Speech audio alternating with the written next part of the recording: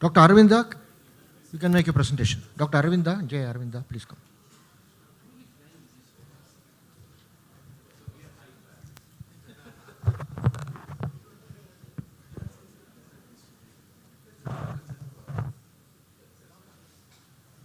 So good morning, everybody. At the outset, I thank Tamil Nadu RSSDA team, Dr. Shanmugam, Dr. Shanmuga Velu, for making me a part of this conference. So today I've got an interesting topic, that is approach to diabetes in young, a global challenge.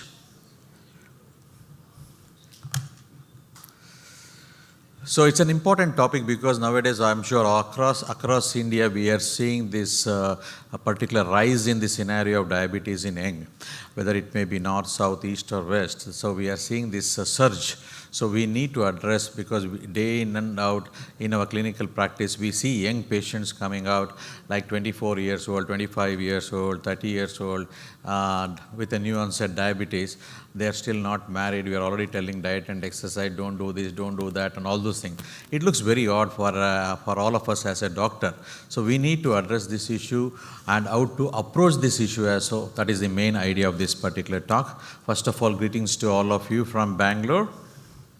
So if you take Indian youths at high prevalence of diabetes, like 25% young adults, that is below 25 years of age in India, has type 2 diabetes, which shorten their lifespan.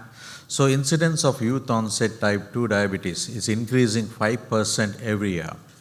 So youth onset diabetes in young has been defined as the onset of diabetes less than 35 years. So like type 1 diabetes, type 2 diabetes, type 1.5 diabetes, that is LADA, ketosis prone diabetes, that is a flash burst diabetes, monogenic diabetes, that is MODY, that is maturity onset diabetes in the young, mitochondrial diabetes, that is maternally inherited diabetes and deafness, that is MIDD, and other genetic variants, malnutrition modulated diabetes mellitus, and fibrocalculous pancreatic diabetes.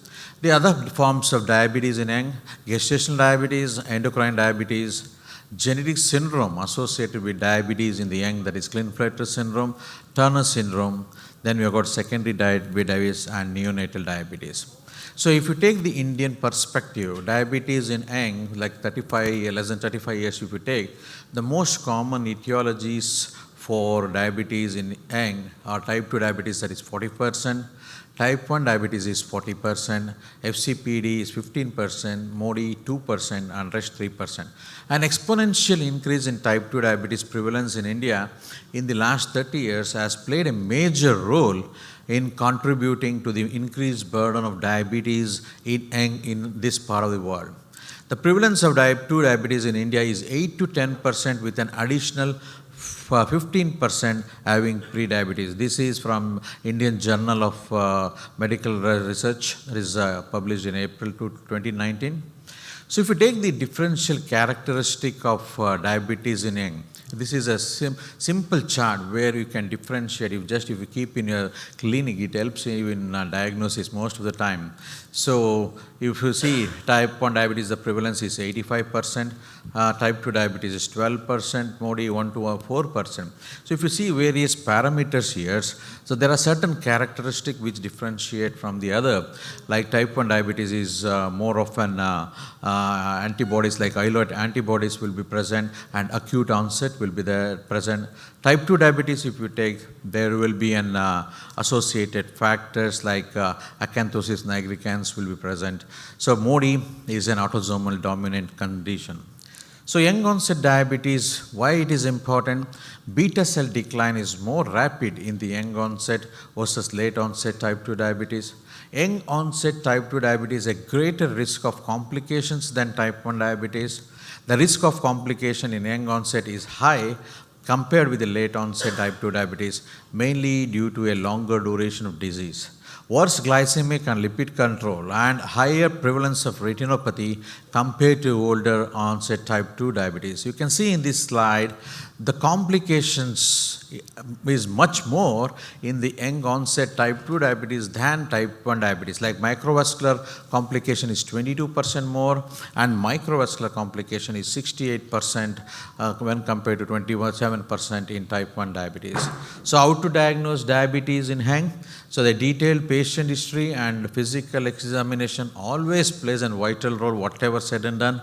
Our clinical examination and history taking still plays an important role, because the certain features are very particular for the particular disease, like type 1 diabetes, type 2 diabetes, MODY and all those things, where you can diagnose by just taking the clinical history and simple clinical examinations. So family history plays an important role once again to say whether the diabetes runs in the family, where it helps in diagnosing type 2 diabetes as well as MODY. The physical examination like acanthosis nigricans tells you if the patient is obese with acanthosis nigricans, directly you can think of type 2 diabetes. Most of the patients who are lean and like presentation is acute, you can think of type 1 diabetes. There is no need of doing extraordinary tests all the time. Only the clinical presentation can only tell you a particular diagnosis and helps you in the treatment. C-peptide, if nowadays it is affordable now, or not costlier as the autoantibodies, the C-peptide can be done, which helps you in diagnosis of type 1 diabetes as well as type 2 diabetes and MODY. So diagnosing type 1 diabetes, I'm sure all of us know about, but this mainly, if at all needed, it is needed. I'm telling you needed because these investigations are expensive. There are certain challenging cases where these things may be mandatory, but most of the time it is only the clinical diagnosis which is more important. If needed, we can do GAD antibodies, insulin autoantibodies, IA2 and zinc transporter antibodies. So MODY is another important aspect where there is an early age at onset, less than 25 years, insulin independence for at least 5 years from diagnosis, autosomal dominant. It is most of the time it is underdiagnosed or because of the lack of genetic testing. So who should be referred to MODY genetic testing? There are no simple clinical criteria that will accurately identify all MODY patients, and there is always an overlap with young onset polygenic type 1 and type 2 diabetes with regard to age of diabetes onset. The traditional clinical diagnostic criteria for MODY, that is diagnosed less than 25 years, not insulin treated and parent affected with diabetes, results in genetic diagnostics in less than half of the cases. Next, FCPD, that is fibrocalculus pancreatic diabetes. Here also the clinical presentation is very important, followed by when you do the abdominal imaging, X-ray or ultrasonography is useful in detecting the pancreatic pathology in cases of FCPD. So this is an important slide which tells you how to approach the differential diagnosis of diabetes in youth. You can see in the center there is a family history of diabetes. On the left hand side you go, there is a positive things. If the family history is positive, then go for further ask the question whether it is present in 3 generation. If it is yes, like ketonuria is negative, C-peptide is good, and they respond to sulfonylureas, think of monogenic diabetes, and classify subtype if it is needed based on genotyping. If there is no family history, not present in 3 generation, ketonuria is negative, think of early onset type 2 diabetes. On the right hand side you can see if there is no family history, if ketonuria is positive, C-peptide is absent, then think of type 1 diabetes. Then leading to, if you go down, autoantibodies is there, the light. Yeah, you can see type 1 diabetes, then autoantibody positive, autoimmune type 1 diabetes, autoantibodies negative, idiopathic type 1 diabetes. Then when it comes to ketonuria is negative, C-peptide is poor, get an abdominal X-ray, then there will be a pancreatic calculi, then you can diagnose FCPD. Then there are other endocrine disorders, endocrine diabetes, genetic defects, and genetic disorders of diabetes. This is a very beautiful chart which helps you in clinical diagnosis or differential diagnosis of youth. So there are different types of monogenic diabetes, that is MODY 1, 2, 3, 4, 5. You can see the associated genes there. That is MODY 1 is HNF4A. It has got a mild severe fasting and PPBS. They respond well to sulfonylureas.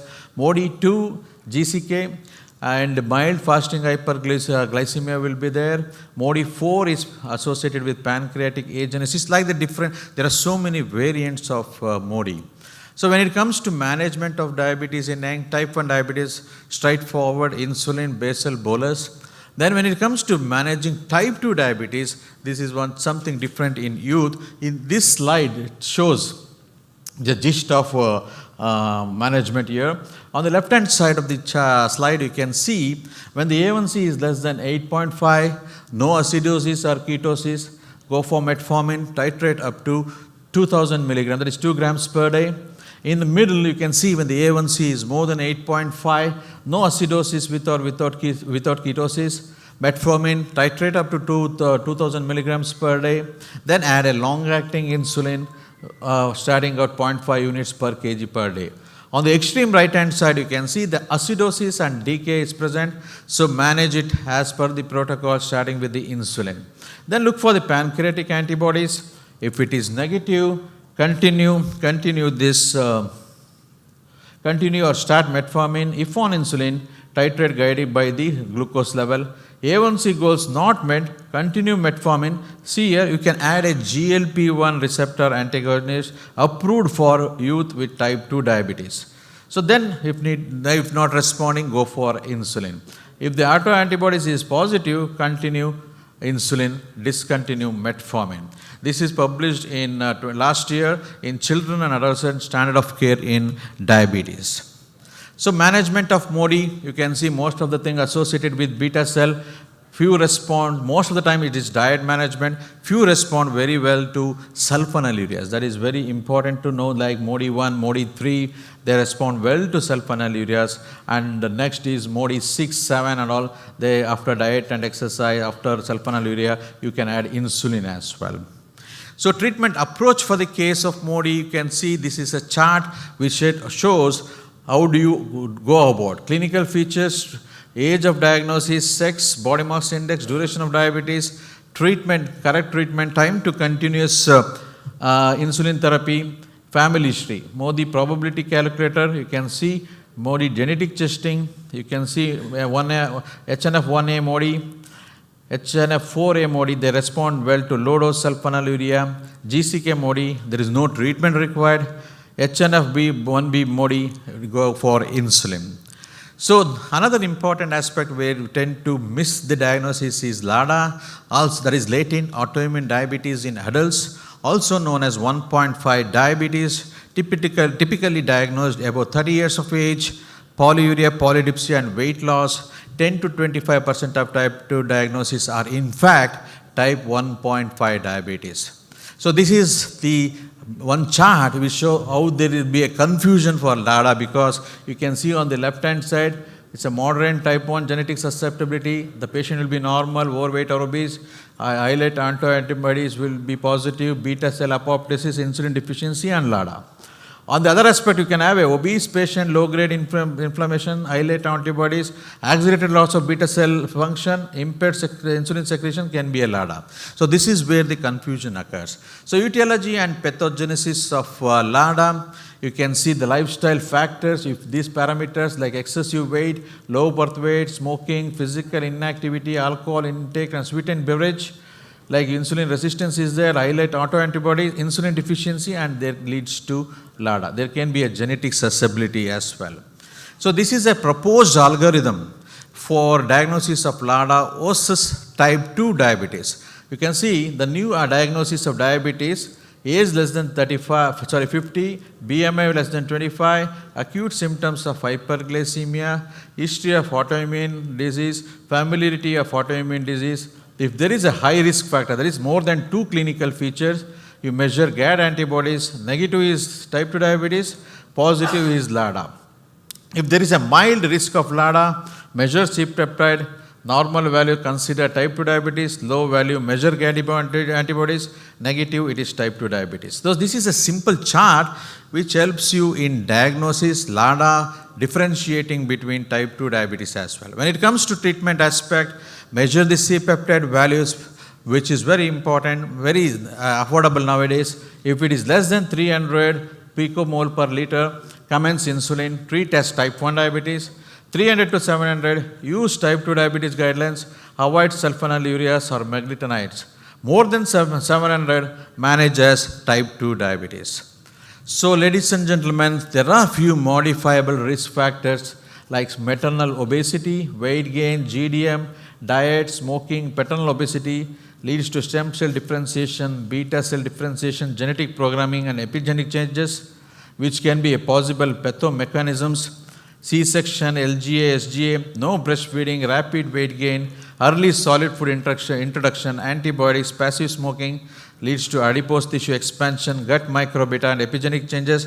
Most important in our youngsters nowadays is high sugar intake, all cola drinks, all those things they take, lack of exercise, increased screen time, early rapid weight gain, lack of sleep, smoking leads to increased visceral fat, insulin resistance, increased adipokines, vascular changes, systemic inflammation. All this leads to obesity and type 2 diabetes early in the age. So to conclude on my talk, ladies and gentlemen, diabetes observed in children and adolescents across the world. Diabetes developing in youth presents as several unique challenges. The differential diagnosis is wide and the clinical courses is like to be more aggressive. Young people with diabetes are more prone to develop disease complication. If the diagnosis of diabetes is often delayed in young, it leads to prolonged consequences of hyperglycemia and risk of acute and chronic complication.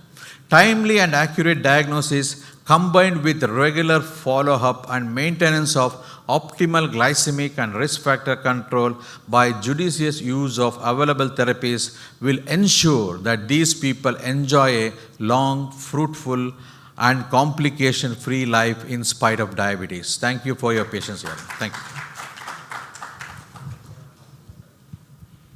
Thank you, Dr. Aravinda, for the excellent presentation of the spectrum of youth onset diabetes, which has implications for the treatment and also the approach to improve the outcomes. We will take up the question at the end of the session. We'll move on to the next speaker. Okay, sir. Our next topic is approach to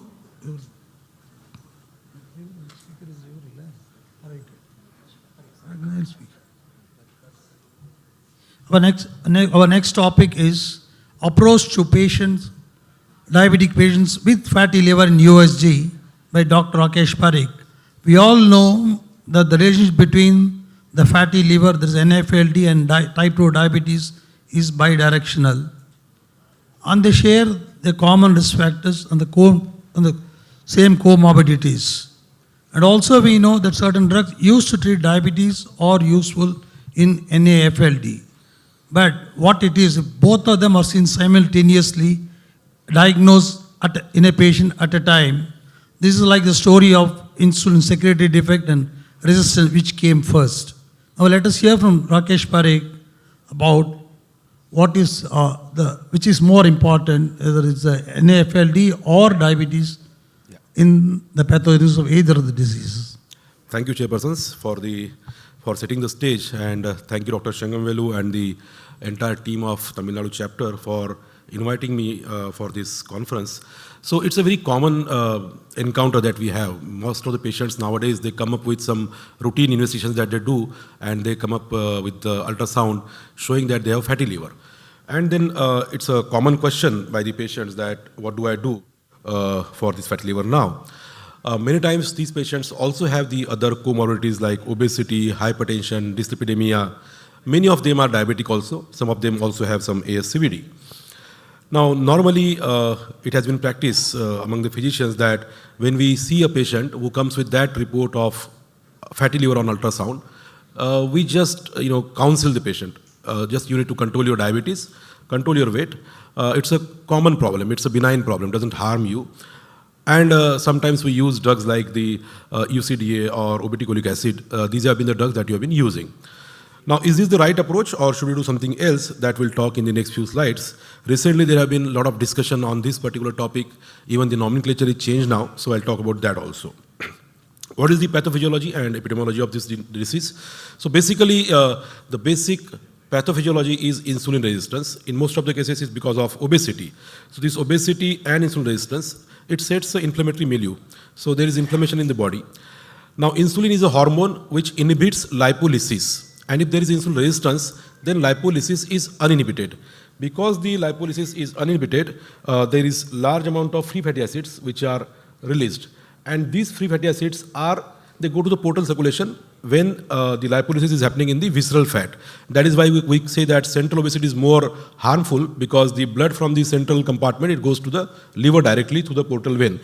So the liver is exposed to large amount of free fatty acids, which again set inflammation there, gradually leading to deposition of fat in the liver, which progresses to NAFLD, NASH, and then fibrosis also.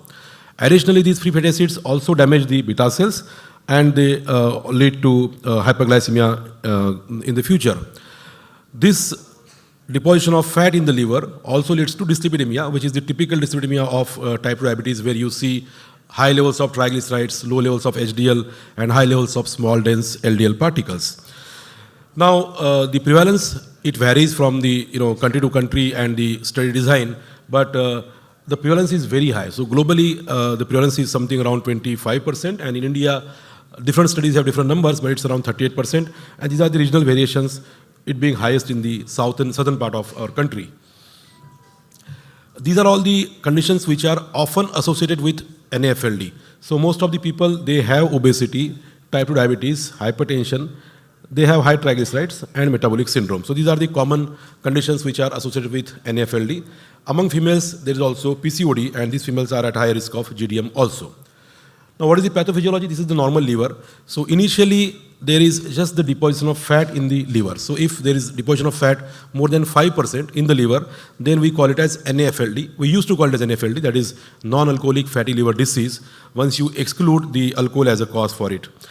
It can progress to steatohepatitis, where there is inflammation and hepatocyte ballooning. And then some of these patients can progress to fibrosis, which might lead to cirrhosis, and some of those people are at a high risk of hepatocellular carcinoma. Now, what is the percentage of people who progress from NAFLD to cirrhosis? So out of all the NAFLD patients, 10 to 20% would go to NASH. Out of them, 10 to 15% would go to cirrhosis. 3% of cirrhotic patients would develop SCC, but the mortality there is very high, it's 43%.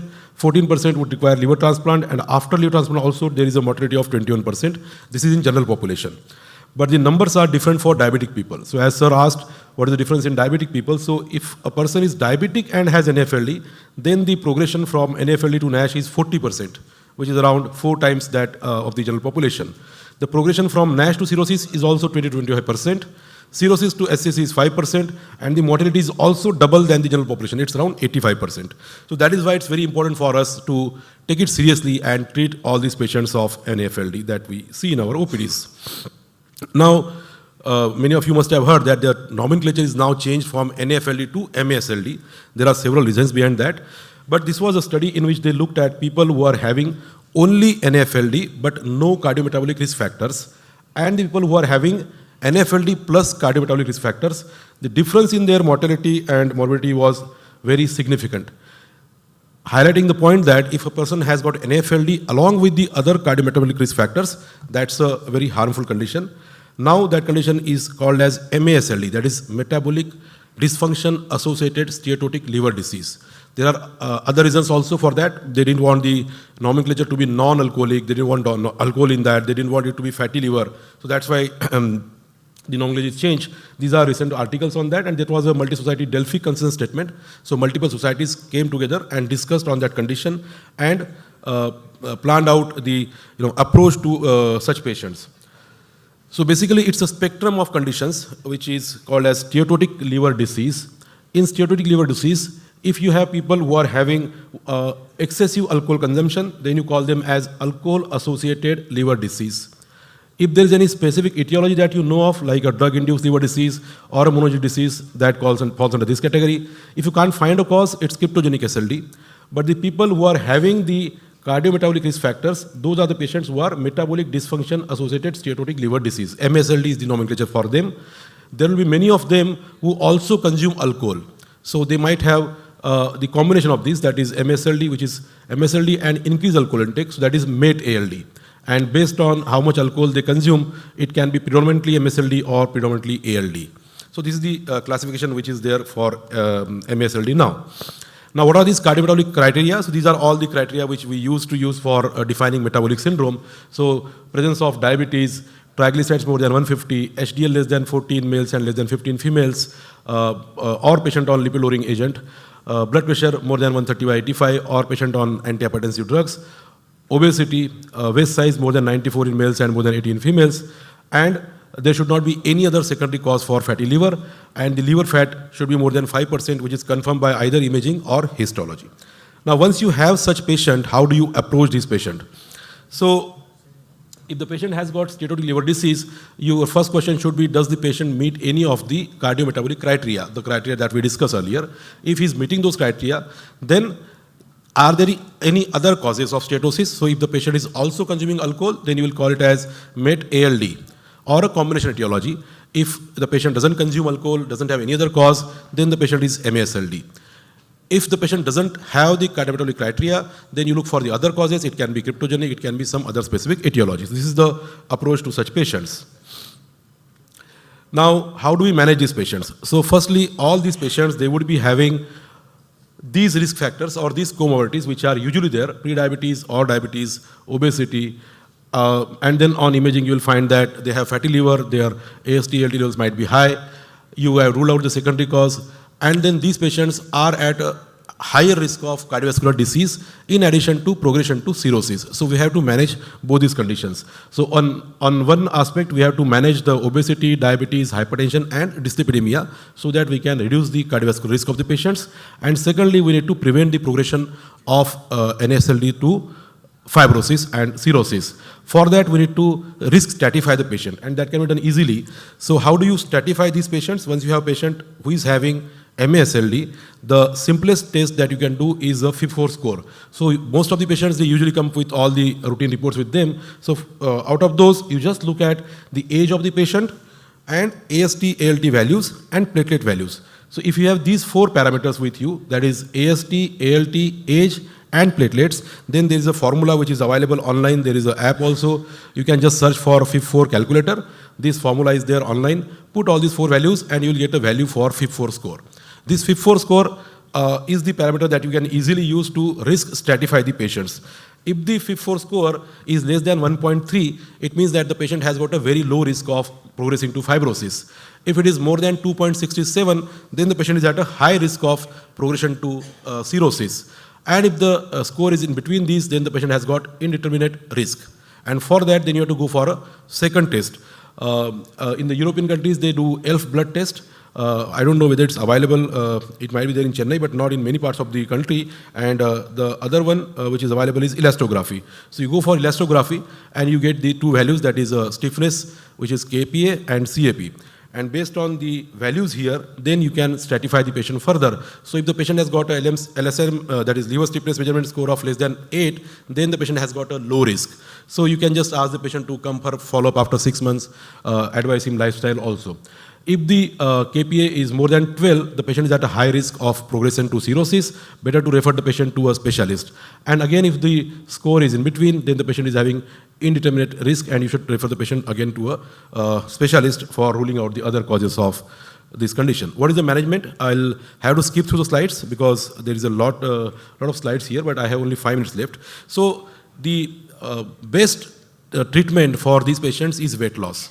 There are several studies that I'll rush through, but all these studies have shown that if you can cause the weight loss by any means, then the condition can be reversed. So this was the first study, which was done in around 293 patients, and these are the patients who are biopsy-proven patients. So to do biopsy is not an easy job, but in this study they did the liver biopsy all the patients, and then they were given a lifestyle intervention for 52 weeks, and these are the results. So if you lose even 5% weight, then there is a regression in fibrosis, regression in the steatosis, and even in the patients who are having fibrosis, these are the patients who are having baseline fibrosis. So even in these patients, you can see that there is a regression of fibrosis if the weight loss is significant, which is more than 10%. So the best results can be obtained by weight loss of more than 10%, but even the weight loss of less than 5% has some or other benefits. This is another study which is from India itself. These are 60 obese people, obese or overweight people. And again, in this study also they have done the biopsy. They all had the central obesity and they were only advised aerobic exercise daily for 30 minutes and calorie restriction of the diet. The results are here. So their BMI improved, waist circumference improved, ALT, HOMA-IR and NASH score all improved just by this lifestyle, and the improvement was significant. So there are multiple studies, we'll not go through all those things, but overall, if you can achieve a weight loss of, so this is the weight loss. If you achieve a weight loss of 7 to 10%, you can see NASH resolution in 90% people, fibrosis regression in 81% people, steatosis improvement in 100% people. But achieving this much of weight loss is possible only in 9 to 10% of people. 70% people can achieve a weight loss of 5%, and even at that stage, they will get these benefits. So whatever weight loss you can achieve, you should try for that. This is a study in which they did a meta-analysis of people who went for bariatric surgery, and these are 32 cohort studies in this. 3,000 biopsy specimens are included in this. Again, the results are here. Improvement was seen. Because I have many slides, I'll have to rush through. I'll just give you the brief. So the other process is intragastric ballooning. There are again 3 studies on this in which it has shown to improve the NASH. Then this is an endo-barrier gastrointestinal liner. So they put up a liner inside the gut, and by putting that, they try to mimic something like Roux-en-Y, and by that also there is a resolution in the NASH. Then you can also go for endoscopic duodenal mucosal resurfacing. That also has got results. You can go for sleeve gastroplasty. That also has got results. Coming to pharmacotherapy, there are several drugs which are available. This was the initial study which was done with pioglitazone, and these are the results for people who are diabetic. Non-diabetic, and you can see there is a improvement in all the aspects except fibrosis. There is not much improvement in the fibrosis. This is among non-diabetic people. This is a study which was published in NEJM where they compared vitamin E and placebo and pioglitazone. Both the drugs were found to be useful. Vitamin E was more effective in people who are non-diabetic. In diabetics, pioglitazone was much better. Saroglitazar is an Indian molecule. It is a PPAR gamma agonist, dual agonist, and it also has got some studies. These are the studies with saroglitazar where it has shown to improve the NASH score. Another study with saroglitazar again. And then there are studies with all the GLPs. So this is a semaglutide, this is liraglutide, this is dulaglutide, and then there are studies with the SGLT2 inhibitors also. Empagliflozin, this is another empagliflozin study where they did the pool data analysis of all the studies of EMPA. They showed that empagliflozin improves the liver enzymes. This is ELIF trial again with empagliflozin. This is a meta-analysis of all the different SGLT2 inhibitors.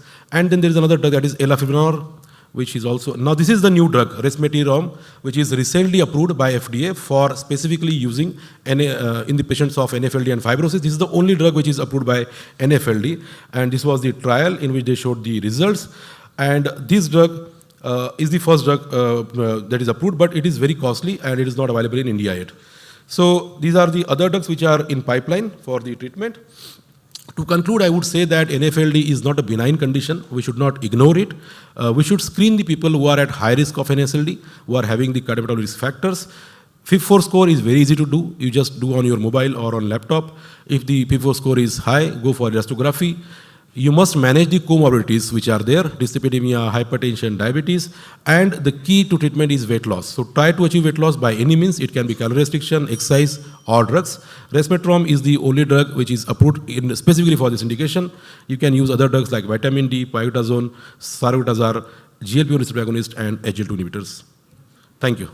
I'd like to thank the organizers for having me here this morning as a chairperson, particularly Dr. Paneerselvam and Dr. Shanmugam and all the other organizers. I want to personally congratulate the organizers for having curated topics of importance, of significance, and of those, talking about the advancements in diabetes. So my very personal wishes and greetings to all of you here. We just heard Dr. Parikh talking about NAFLD, which has itself transformed the nomenclature from NASH to NAFLD to now we call it MAFLD. That itself shows how the concept and understanding of this fatty liver disease is transforming. And we know the importance now more than ever before about recognizing it early. I congratulate the speaker for having given a very detailed outlook about the subject. My only question is to the public health experts here. I heard Dr. Gerald here. Is it important to include this in the early screening program in the NCD of the state and also of the country? It's already included? Then I'm happy that it is included. Then we invite the next speakers. You have any questions? The next topic is Dr. A. Shanmugam, a senior diabetologist. He's going to talk on approach to uncontrolled diabetes despite insulin therapy. We know that insulin resistance is one of the pathophysiology of diabetes mellitus, but we also know that once it comes to recommending insulin, there's a lot of resistance to insulin therapy among the patients and the family. Nothing can be more frustrating to a treating physician or a diabetologist if the numbers don't come down despite using all combinations. So over to Dr. A. Shanmugam to talk about the approach to uncontrolled diabetes despite insulin therapy. Thank you, madam. Thank you, chairpersons, and good afternoon, one and all. I'm going to discuss within another 15 minutes about approach to uncontrolled diabetes despite insulin therapy. This is a common scenario come across in our clinical practice.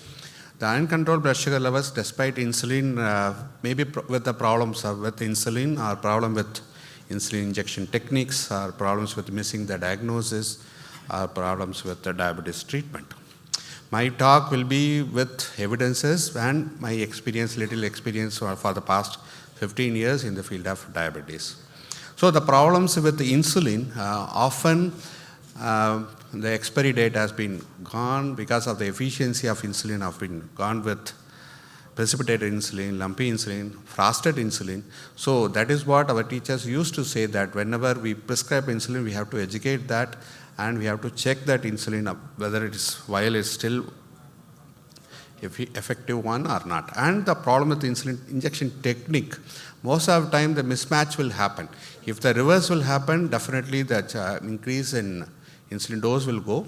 The chances of hypoglycemia will happen. Whenever the patient taking 40 IU insulin vial with 100 IU insulin syringe, the dose will be 2.5 times lower.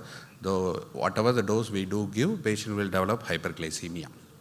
And another problem with the insulin injection technique is one of my patient. He is a young type 1 diabetic, is a regular gym goer. So what is your diagnosis by seeing this picture? Lipodystrophy. So look like because of his deltoid has been grown up because of his regular exercise, but not this so. This is a lipodystrophy. He takes insulin over the deltoid region, and that is why he developed lipodystrophy. This is also one of the common causes of hyperglycemia despite our regular insulin therapy. And problem with insulin injection technique, the air in the vial, many times people are not comfortable with pens. Those patients are more comfortable with vial. We ask them to continue with the vial. And sometimes they inject intramuscularly and angle of the insulin. There are so many things will happen with the insulin injection technique. Whenever patients have uncontrolled diabetes, we have to educate and we have to check. We have to ask the patient to at least once inject in front of us, and we have to look for the injection site and the vial and the syringe. All these things we have to, unless we look into it, we can't be able to bring down that. And the site rotation, we have to educate them. The needle withdrawn too quickly without waiting time for particularly the pens. Patient asks the patient to wait for at least 10 counts. And skin fold thickness, nowadays with the latest needle pens, no need to pinch the skin, and lipodystrophy, lipoatrophy, all these things has to be looked into it. Sometimes problem with insulin pumps will also happen with pump failure or tube leak, crack, partial detachment, leak along the Teflon. So that is why they do recommend continuous monitoring of blood glucose either by CGMS or home glucose monitoring, so that we can, whenever anything happens wrong, we can detect them early. We have to look into it also. And problem with the diagnosis, we know the diagnostic criteria or classification of type 2 diabetes mellitus. Some diabetic populations need high doses of insulin, even though we tell that the standard insulin treatment requirement will be 0.8 to 1 for type 1 to 1.5 units per kg for type 2. And the fibrocalcific pancreatitis people need high doses of insulin. So they will not control with the regular dose of insulin, usually what we give 1 unit or 1.2 units per body weight. So whenever a patient goes with high dose of insulin, lean, always there's a retrospective analysis also. We need to assess the diagnosis. Sometimes the associated endocrine anomalies, Cushing's, acromegaly, we commonly miss. Whenever the insulin requirement goes more than 1.2 units per day, we have to look for, are we missing anything? Not by at least by injection techniques, or then you look for the diagnosis. Re-diagnose and look into as unbiased clinical history, unbiased clinical examination will help us. Are we missing any diagnosis? And the problem with diagnosis also, sometimes a minimal infection. My professor here, sir, is there. He used to teach us, whenever even a simple caries teeth or simple baranoposthitis is sufficient enough to induce ketosis. So even a simple infection will cause uncontrolled hyperglycemia. So whenever things are going wrong, we have to look into unbiased diagnosis, and we have nothing wrong in spending more time to have a clinical history extract. And they have taken some tablets also, particularly anti-HIV drugs, retroviral drugs. They won't tell us. It also causes lipodystrophy, sometimes steroids, and long-term steroids. So they think that this is a normal course for that, but we want to assess any associated drugs. And the lipodystrophy syndromes or insulin resistance syndromes, that is also quite common. This is one of the case we encountered during my post-graduation days. See, it's a Lawrence syndrome. So these patients, Lawrence syndrome, whenever insulin requirement goes more than 2 units per kg body weight, these are the typical insulin resistance syndromes. We have to look into it. Our patients sometimes are endocrinopathies or steroid. And problem with the diagnosis, often we do miss depression, stress. These also induces uncontrolled blood sugar despite insulin therapy. And we all know that the natural history of type 2 diabetes, the beta cell decline is inevitable, at least nowadays with the latest drugs. So even though we are slow down the beta cell decline, but despite these drugs, the beta cell decline is 2 to 4% or sometimes 8% per year, according to the drugs, according to the lifestyle of the patients. So problems with insulin treatment, progression of decline is known factor, and progressive weight gain, either with the drugs or the lifestyle changes, also worsens the diabetes control, and some drugs can also alter the glucose metabolism and therapeutic inertia. Many a time patients have their own explanation. I have one sweet 2 months before, I had one sweet 3 months before, I attended one marriage function 2 months before. That also the common explanation given to the patient. They want to, therapeutic inertia, most of physicians accept that we do go with the therapeutic inertia. And the problems with the insulin treatment is common, most common is a non-compliance. So look for compliance. Repeated history will tell us whether the patient having diet compliant, whether the patient is drug compliant, and the mismatch with the blood sugar and the tablet test. Many a time patient take the regular medications, on the day of test they miss the tablets. Definitely the blood sugar goes up. So without history we cannot increase the dose of all that. So always re-insisted on diet and recall the diet pattern. And sometimes patient regular exercise, those patients going for regular exercise, they skipped exercise for a month, blood sugar goes up. So we have to ask the history of exercise and diet. And problem with the treatment, over-insulinization. This is also quite common with type 1 diabetic patients, that we call it as Mauriac syndrome. Whenever the patient has been increased insulin doses, hyperinsulinization, they have a fatty liver like deposits are happening in the liver, hypertriglyceridemia, in the insulin requirement also goes more than 1.5 units per kg body weight. So we usually we teach, treat and teach the students that we always start with basal insulin, fix the fasting first. Unless we target the postprandial, we cannot be able to bring down the hyperglycemia. And the common thing, Somagi effect. And now, apart from Somagi effect, we do have a dawn phenomenon. So we need to check the sugar around midnight. Or always keep in mind that Somagi effect, any patient, anytime, they can develop Somagi effect and under basalinization. Sometimes the long-term, longer-acting insulin, which work for 16 to 18 hours, they have some hyperglycemia within the gap between 4 hours. They also causes hyperglycemia.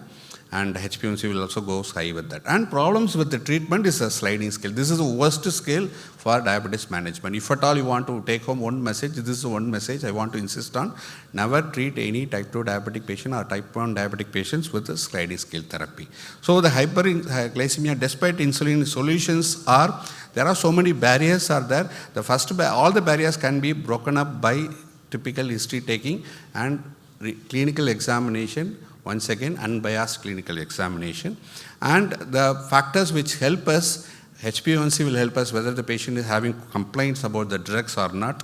And the glycemic monitoring, there are so many monitoring devices also available to understand when the blood sugar is going up, where we lacking, where the patient is also not doing as per our prescription.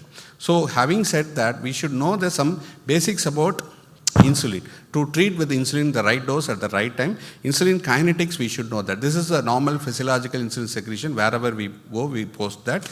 And 24 insulin secretion, normal, any non-diabetic patient's requirement of insulin is 0.6 unit per kg body weight. That is what? So if you have 60 kg male, require just 40 units of insulin. Anything beyond 1.5, definitely we are missing something else. The insulin requirement will be quite low in the midnight, particularly 6 p.m. to, midnight to 4 a.m. That time we need to avoid Somagi effect. And the requirement also slightly higher in the post-evening, particularly 6 p.m. to 10 p.m. because the physical activity goes down and the Indian people have a good dinner. That is also the time we have to address it. Unless we address it, we can't able to bring down the HbA1c. And we know that normal pharmacokinetics of insulin, where it works, where it degraded, whenever the CKD is there, whenever liver function is also altered, we have to adjust the dose of insulin. There are so many molecules are available, NPH, regular insulin and analogs, all these things are available. We should know the pharmacokinetics, where to use which insulin. This is a slide we used to teach our undergraduates. If you give 5 units of regular insulin, the blood sugar maintained, it means that whatever the insulin patient has taken, it is sufficient enough for the blood sugar control. If the blood sugar goes down, we need to reduce the dose of insulin. If the blood sugar goes high, we have to increase the dose of insulin. The thing we need to understand, we have to educate our patients and the doctors, undergraduates and postgraduates, that we know the pharmacokinetics and pharmacodynamics of insulin. If you give a regular insulin, we have to wait for at least 6 hours. If you give NPH insulin, we have to wait for 8 to 12 hours. If you given a long-acting insulin, we have to wait for at least 24 hours to predict whether the insulin has been worked or not. Based upon that, we have to adjust the dose of insulin. So pharmacokinetics of insulin is most important. For all insulin, we should have a pharmacokinetics and check for the blood sugar accordingly. So all the insulin, we need to know the pharmacokinetics to have a better glycemic control with the insulin and insulin regimens. So there are so many regimens are available based upon the type of insulin. Once a day insulin regimen, twice a day insulin regimen, thrice a day, 4 times a day. There are so many advantages with basal bolus, premixed and basal therapy alone. So whatever having said that, there is a standard protocol. So we set the glycemic goal, what the patient needs, whether the patient glycemic goal 6.5, 7 or 8, whether you want to treat fasting and the postprandial alone or postprandial and fasting or both together, what is the target HbA1c I do have. We know the pharmacokinetics of insulin background. So based upon that, you have to choose the insulin regimen. There is no standard for how best to use insulin therapy. Whether you can go with either basal or basal bolus or premix, or 3 times insulin, 2 times insulin, nothing wrong in that. But no consensus also which is the best insulin to initiate or which is the best insulin to maintain. Each patient is different. We need to know that what is the insulin profile, glycemic profile of the patient, what is the patient's diet pattern. Accordingly, we have to go with the insulin therapy. So insulin regimen also must be individualized like any other OHS, and always a standard protocol start with 10 to 15 units a day and optimize not more than 10 units per day and intensify the change regimen according to the glycemic profile. To summarize here, patients uncontrolled hyperglycemia despite insulin therapy, first thing we have to review the patient history. And with the insulin vial injection techniques, the diet pattern, all these things has to be addressed to have a good glycemic control. And check the vial, insulin vial and injection site and technique, and unbiased clinical examination is a mandatory. Always have a second thought of secondary diabetes. Not just because we have diagnosed first time as a type 1 or type 2, we may misdiagnose or the first physician may misdiagnose that. So always have a second thought of secondary diabetes and keep in mind that, and look glycemic pattern. So many tools are available. CGMS, you can say home glucose monitoring. So many tools are available. So look for glycemic pattern where we miss, where we patient having hypoglycemia or hyperglycemia. Unless we address that, we can't have a good glycemic control and modify the metabolic obesity. It is not only looking for remission of type 2 diabetes. They're losing a weight also have a good control, glycemic control. The number of drugs needed also comes down. The number of dose of insulin also comes down. So always look for metabolic obesity and manage the microbial infection, stress and dehydration. And whenever the patient on some stress drugs, steroids, we have to address adequate hydration. We know that during summer, some patients' glycemic control goes chaotic. So we have to hydrate them very well whenever to have a good glycemic control and re-examine the diabetes treatment protocol. Never hesitate to re-change your insulin regimen.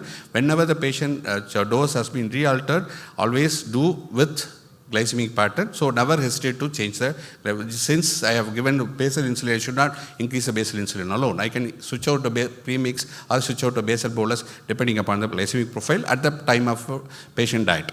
And guide the patient as per guidelines and recommendations. Always keep in guidelines and recommendations to the background, know the pharmacokinetics and pharmacodynamics with the background of patient's profile, glycemic profile, we can choose the right dose. Thank you for your patient listening.